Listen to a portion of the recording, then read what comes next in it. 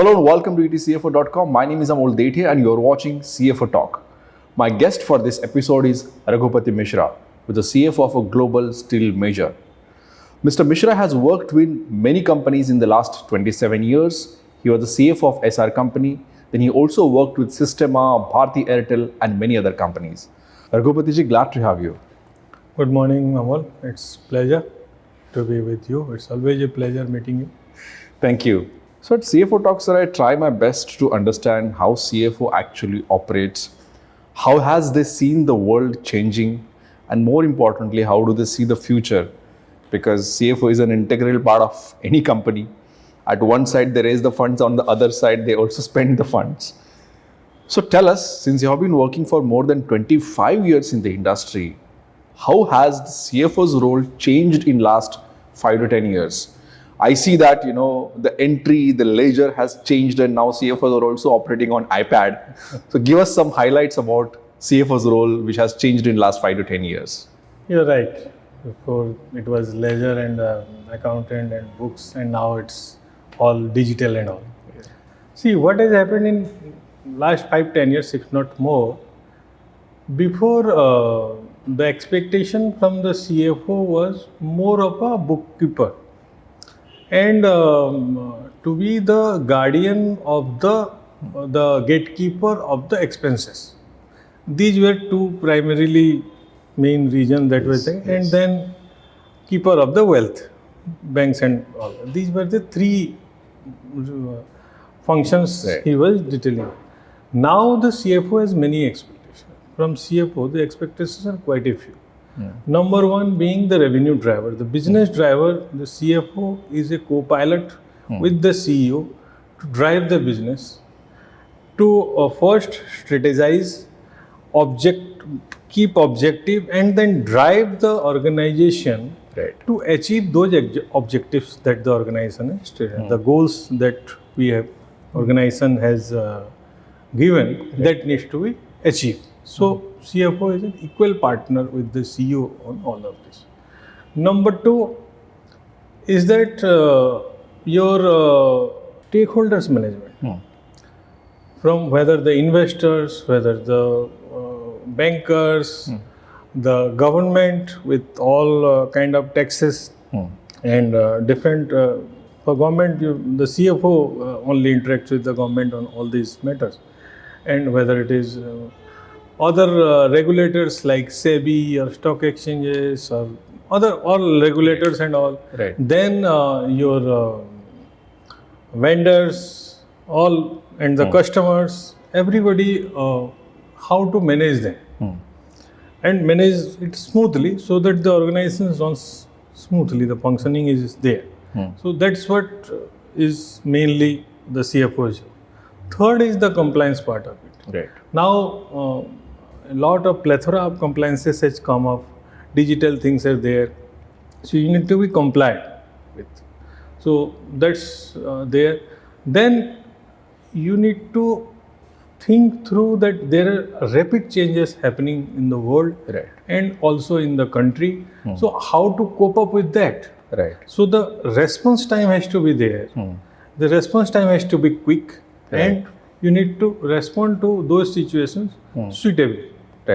So these are the changes that currently it is expected from the CEO.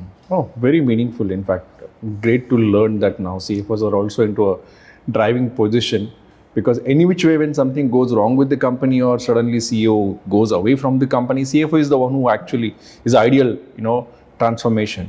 So give me more highlights in terms of how the CFO's career look like today. The CFO's career, if you see, the owners of the company, the shareholders, and they think how the wealth is getting maximized. So even if they consult with the CEO, but when money is concerned, CFO is the final word. So you need to be aligned with their desire, and we all know the investors, particularly the shareholders, they are a little restless. And when things are not happening, their restlessness increases. So you need to cater to their demand, how it is there, and to also advise them that under these circumstances, this is the best course of action.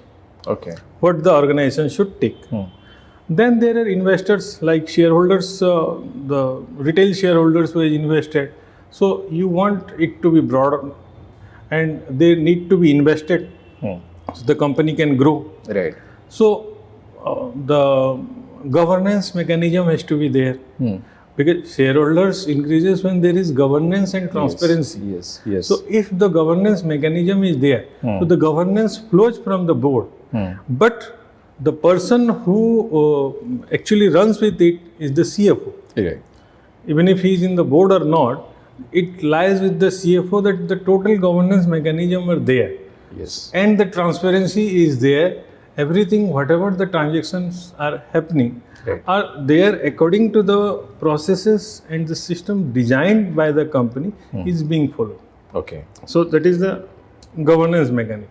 Then your internal with this different CXOs also, you need to take the organization along. Right.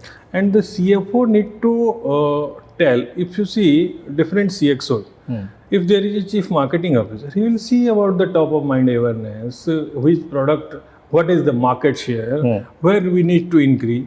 The sales guy will say in this segment or this product or this geography, we will have our sales, these kind of products there, we should have this kind of share in this.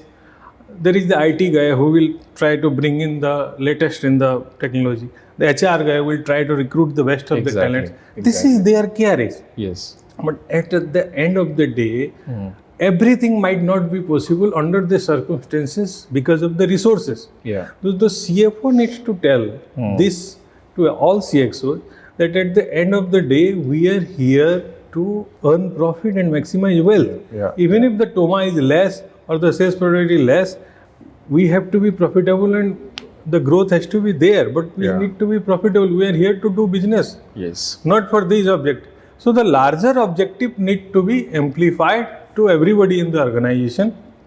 And as the conscious keeper of the organization, you need to drive with this. Yeah. This is what CFO does. Anyway, so that was really meaningful, sir. Now the immediate question when you specifically spoke about governance mechanism and CFO is actually managing everything, that comes to my mind is, how has the whole compliance issue changed? Because every CFO that I speak to today is talking less about the profit, the business, but talking more about the compliance. In fact, one CFO told me that what gives him a sleepless night is the compliance. So what has changed in compliance? How do you look at the compliance and why are CFOs so much worried about compliance today? See, actually it's a simple thing. If it's how the organization culture is. If as a CFO you drive the compliance culture, and that's how the CFO drives the compliance culture also. It has to flow from the board, but CFO runs with it also, the compliance part. That if you are 100% compliance with everything, that's your culture. If you inculcate, this has to be inculcated in the organization structure and the thinking and the processes and the systems, then there is no issue. Right. What happens is that let me reword myself. Many of the organizations think that maximizing profit or maximizing wealth is the key driver, and they ignore the compliance part then. They think that whenever there's something will come up, we will deal with that at that point of time. Right. So that mindset has to change now because in the last 10 years or so, the compliance, the non-compliance part has become costly because the government has invested new technology like AI and data crunching and all, so that even if it's a GST something is there, in the income tax something is there, from TDS something is there, salary part is different, data is there. Then the sales, the purchases, everything that could be collated and that could be matched now. And the government has invested heavily in that, and different departments are coordinating and calibrating between themselves to put a stop to all the nuisances that has been happening. Right. And they are catching people now. So if you see, and new measures has been taken by the government like e-invoices. Before 10 15 years before, it was physical invoices, and people were booking fake invoices as purchases or services and all. This was called entries. Now you have to have an any invoice. So this is one example of that. So the cost of non-compliance is higher. So, and the CFO has to see that the compliance culture is inculcated, so that all 100% compliance is there, and the repercussions are also too high now. So you need not go that path. That's how CFO needs to drive the organization, and it has to be proactive. Not a reactive mechanism कि जब हो जाएगा तब देखते हैं क्या होगा, फिर उसको पैसे खिलाएंगे, उसको करेंगे. You have to be compliant, and that way your business has to be clean, and you focus on your business, not on managing the non-compliances. Because the cost of non-compliance is also then going high. Because Quite high. There are huge penalties. Huge penalties and personal losses also, and reputation at stake. So all of these have, if you see the kind of scams happening and all these things, people evasion of taxes and all, this has come down because of technology. You also use technology to stay compliant. Absolutely. That's what the CFO should drive. The culture, and second, incorporation of technology. Agree. And in fact, regulators are now so active. If you look at specifically banking, the regulators are not just imposing penalties, but taking action on its business itself. Asking them to stop certain businesses, which is actually making a big difference in banks and the companies. But anyway, let me move on. So how do you see the role of the CFO now? Obviously, it has changed a lot. It has to look at the compliance very aggressively. It has to be work as a co-pilot also. Does CFOs have to also think about the 2x, 5x, 10x and perhaps 50x growth which shareholders are demanding in the new era or the new age world wherever everyone is talking about 2x and 5x? Do you think that is what the agenda of the CFOs today? See, the growth you need to be driving, that is fine. But at the same time, you need to tell these shareholders or all the stakeholders who are there that this growth is, you need to also show them the mirror. That we are in such business. This is the market. These are the players. We are here. If we do this, we can go by this far. If we are here, we have this product or this business segment. So you need to give them the big picture also. Only a number is not enough. That will drive. So they need to understand the business dynamics, the players there, the government regulations in that sector, the customer behavior, what the customer is wanting, what kind of products or services they are asking for, and where do we stand, and where we could go, and which is practically feasible. Right. So this need to be told and explained and shown to all the stakeholders who wants to drive that. So it's good that you should drive a little more than what need to be expected. But at the same time also you need to have your expectations at ground level. You need to be grounded on that this is possible, this is feasible, this is stress with some stretch, this is possible, and all scenarios you need to should not follow blindly what the shareholders and management telling, but giving them a not at all. You need to tell them with data, with figures, with strategy, and how your competitors are doing in the same field. You are not alone. Other competitors are there, how they are faring. So all these need to be explained to them. They may or they may not be so savvy with data and what's happening around the world. So you need to show them that. So and they are reasonable people. I have seen that. Sure. But do you think now, considering the world has changed, the proliferation of technology has made a big difference, and the CFOs who have spent even 20 years doing A work now will have to do B, C, D and E, a lot of other, they have to use a lot of tools, they have to create their own dashboards which perhaps be quite challenging. they have to reskill, they have to be updated. How do you see, today's world for the CFOs? Do you see it's very challenging than what it was earlier? No, it's not so challenging as it is made out to be. Right. You need to have this uncommon thing called common sense. Right. So if you have common sense, Right. you know your business, you know your competition, you know your market, how it's happening. Right. Then these are the tools which ease of these tools, that new tools has come up. This is there for ease of decision making, Yes. not to that you should sweat it out. Right. Right. These are, on the morning, if I was getting a 30-page report, now I am getting a 3-page report Right. with graphical analysis and all. Yes. So that I can see. Correct. So these tools need to be decision making tools to understand all this. So if that is there and you are applying the right common sense, and then skilling yourself into what kind of new technology are there and what is the possible are there, possibilities have come, and then apply it judiciously in your organization, which is suitable for your organization. Not that people are doing that, Right. which is suitable for your organization, then I think that's not a challenge. It will ease up your work, in fact. True. Now let me slightly shift your focus on the current role, or maybe the industry where you belong to. In fact, earlier you worked with SR.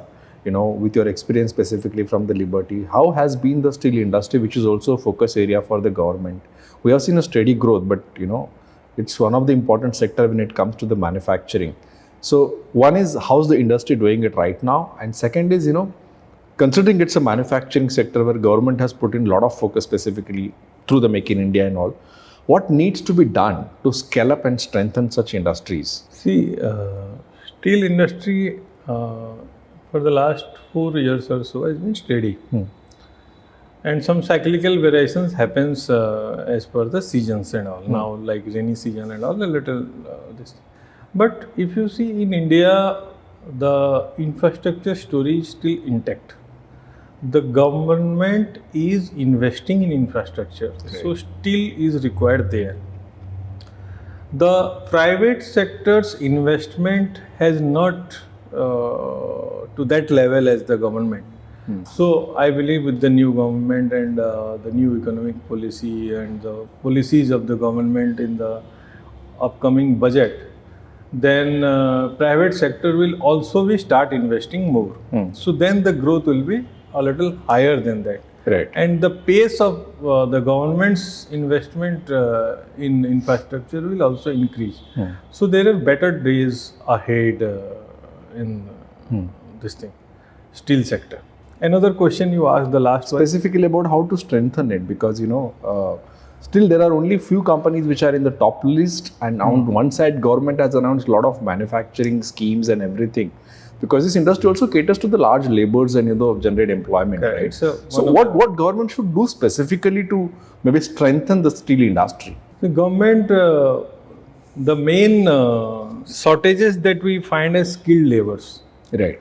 So through the government has initiated all the skilling methods, like in your ITIs and all. Right. If they inculcate these practical measures that is there in steel industry and all manufacturing, not only steel but any manufacturing, they need to be more practical oriented in the 3 years course that is in ITI, or in the Bachelor of Engineering or Bachelor of Technology.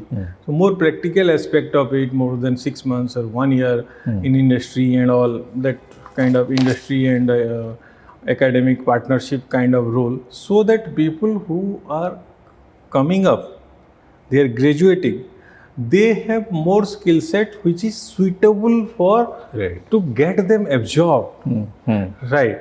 So because what happens is that the industry has an issue because the people who are graduating does not have the requisite skills.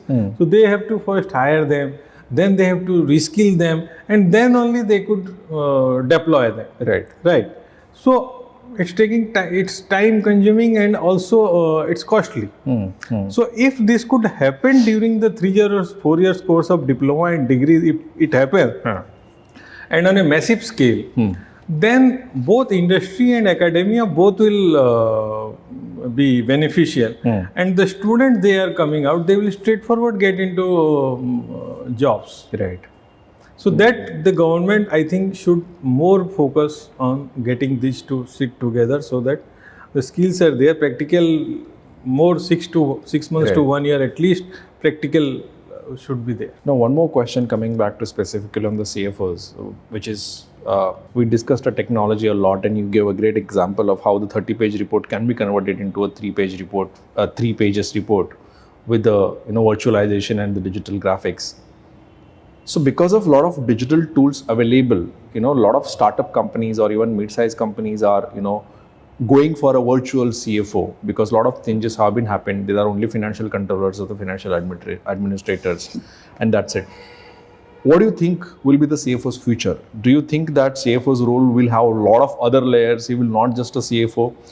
He will be also heading a lot of departments, or slowly the CFO's role will also vanish in small companies because a lot of digital tools, virtual CFOs are also available to get these mundane tasks done.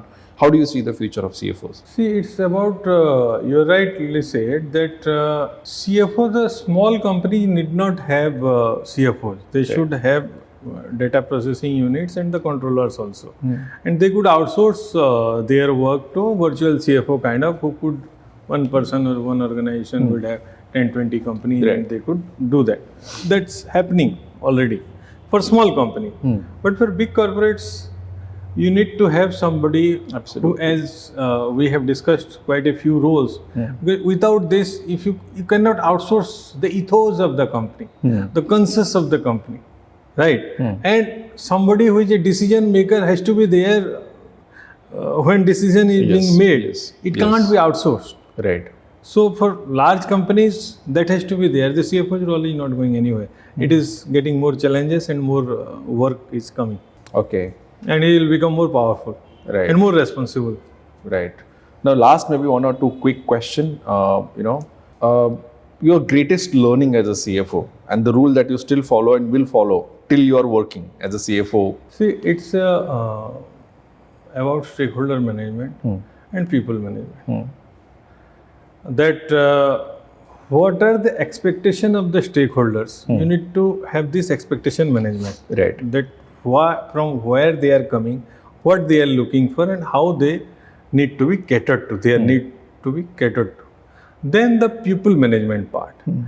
You, whatever financing or numbers crunching you are doing, at the end of the day, it's the people that you manage. Right.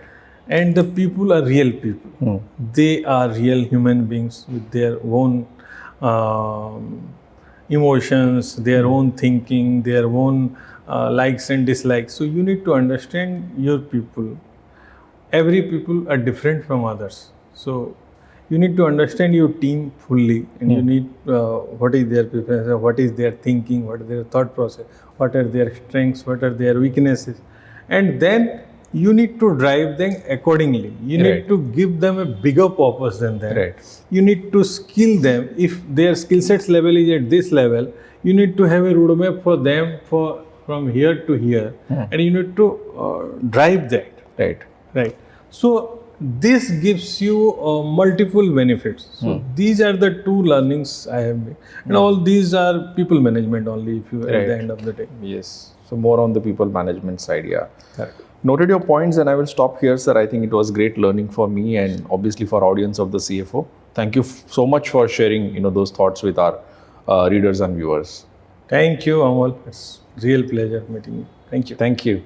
And thank you so much for watching CFO Talk. Stay tuned to ETCFO.com. Thank you.